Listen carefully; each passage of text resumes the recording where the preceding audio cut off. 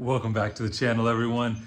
Today is a little bit of a sad video. So if you guys can't tell, behind me, we've got the F10 in the air. And yes, that, sir, is a transmission. We've had a little bit of a setback here. Funny enough, I actually don't think it's the transmissions that's the issue. I think it's actually the torque converter. And I will see if I can get you guys a quick video of that here in a minute.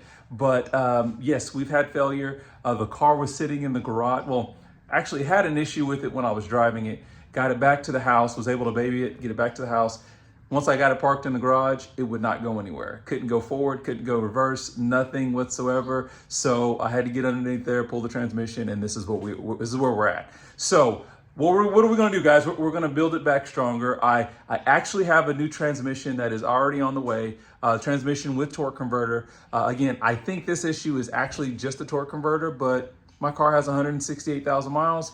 So at this point, and it was searching for torque converters as well as transmissions. Funny enough, it was actually cheaper to get a combination torque converter and transmission than just purchasing a torque converter. So I went for the whole package. Got it really, really cheap, so I'm not really that concerned with that, but I will be working on getting this reinstalled. I've got to redo the XHP tune, all that fun stuff. But if you guys don't know, because I already kind of announced this on Instagram, so if you're not following me on Instagram, I'll try to see if I can drop a link to that in the video somewhere around here or whatnot.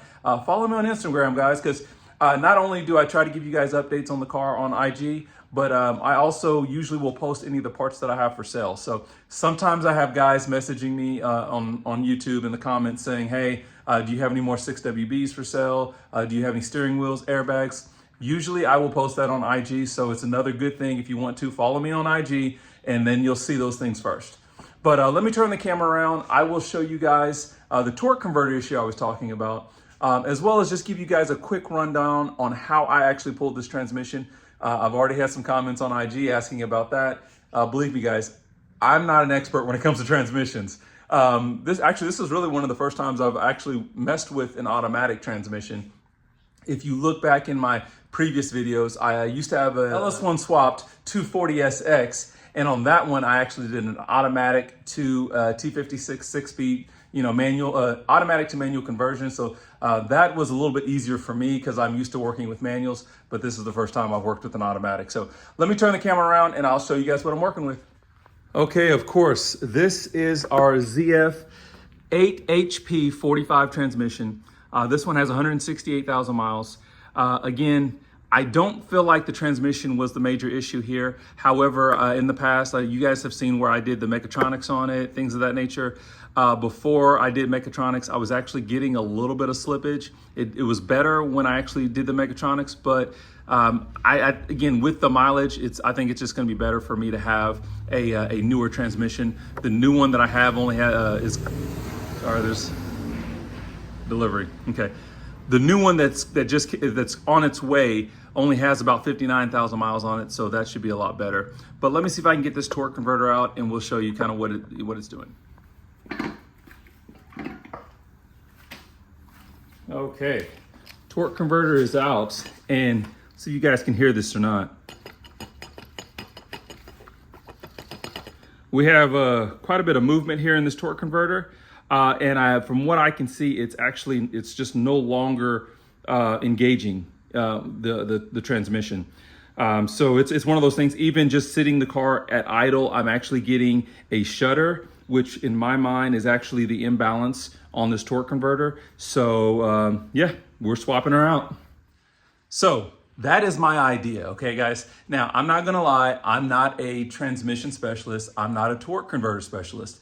But I do deal with rotating equipment. That's actually my day job. So what I would tell you is with an imbalance like this on a rotating mass, that would give you vibration. And so that's what I'm thinking my shuttering is. And then of course you also have the issues with it actually not engaging and not giving you, reverse or forward gears. So like I said, we've got a new one coming. I'm going to turn the camera around and just kind of give you guys an idea of what I did to get this transmission out. Again, this is not a DIY video, just give you some helpful tips. hopefully for somebody that's going to plan on doing this at home in their garage. I know most people won't, but here you go. So for one, shout out to my boy Andy that came through, helped me out. We basically put the car up in the air. As you guys can see on jack stands, this is the highest that I could get it at the moment. I went ahead and started removing the rear brace that actually is behind the, or right, that covers the exhaust. Once that was removed, we also removed some of the covers, which you're not going to be able to see back there, but that actually are right next to the transmission. We removed the downpipe because I knew that the exhaust was going to have to come out, and so you can actually see my exhaust over here on the side of my cabinets. So that had to come out. Once that was out, we started removing the drive shaft. So disconnected it at the rear where the differential was, then actually started to loosen up the center bearing bolts, and then went ahead and start working on disconnecting it up here at this front guibo. So one thing you'll remember too is I've already replaced this guibo here in the rear. That one's actually in really good condition. Only has probably about 15,000 miles on it. This front guibo, as you guys can see, it actually, you know what, since we're doing the swap out, I can see some cracking. We're gonna get that swapped out as well too. So that is gonna be replaced. We're gonna go ahead and do the center carrier bearing, again, because it has 168,000 miles on it. Even our transmission mount here, if you guys can see this, is worn and cracked and that sort of thing. So that's getting replaced out as well too. So we're taking the opportunity to make sure that we're getting this equipment back in the best running condition so we won't have any issues in the future. So again, once we were able to remove the entire drive shaft, started loosening the bolts on the transmission, and then we actually started going around the bell housing to remove all of the bolts around the bell housing. Once you do that, do not forget you have to unplug the transmission, and that's what that little connector is there down there at the yellow around the top. But that has to be removed as well. Disconnect your grounding cable, and then we had to support it to be able to drop it down on the ground.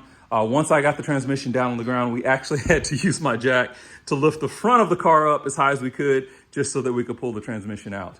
I will tell you the most difficult bolts to get are going to be the bolts on the top of the bell housing. And that's just because of location, of course. But these two top bolts here are really hard to kind of get around, to get a wrench up there to get those two out. What we actually ended up having to do is use we used a ratchet with about 4 extensions on it so that we could actually do it from the back of the transmission. So we had one person in front kind of making sure it was getting on the bolt, and then the other person was actually wrenching from the back to get those 2 bolts loose. Once we were able to do that, then it was easy to drop that transmission. So not a really difficult job to get this removed. But again, if you guys haven't wrenched a lot, you probably, I don't know if this is something you want to tackle. Like I said, I will have updates with you guys shortly once we get the new transmission in. I get the XHP on that. I'm going to do a service on it, of course, before we do that. And we actually might do a custom transmission tune. I've got some of the new, as you guys can see, I've got parts that are already coming in. This is a new oil pan kit, as well as some of the new, some of the transmission, the hot shot transmission fluid. So that's just for your speed shift transmission. That's some upgraded fluid that comes highly recommended by one of the transmission tuners. So we're gonna go that route, and we'll get this thing moving so that we can see if I can get this to focus. Myself and Eddie, we're still trying to get you guys a dyno day so that you will be able to see the results of the F55 Turbo as well as his N55 Plus. So you guys stay tuned. Again, follow me on IG, but make sure you guys subscribe to the channel because we should have those videos coming soon. Okay guys, before we end this video, I just had something come up. I've got the new transmissions come in today, so super excited about that. Of course, the new torque converter, and we've got the old torque converter over here now. But I had a little of somewhat of a revelation here, I guess. Started pulling this thing apart, and I'm gonna say it wasn't the torque converter, guys. I'm not sure if you guys can see all of the metal that is in this and now keep in mind that this is what is showing right now in this pan as far as the metal. So yeah, that's all the metal shavings in here. And then you also can look in here and you can see some metal shavings here on this transmission. There's just some in random places. Now, and keep in mind, the transmission is actually turned upside down. So I'm not sure how much metal actually, drained to the top of the transmission when I flipped it over. So yeah, I think it's pretty safe to say that this was not just a torque converter.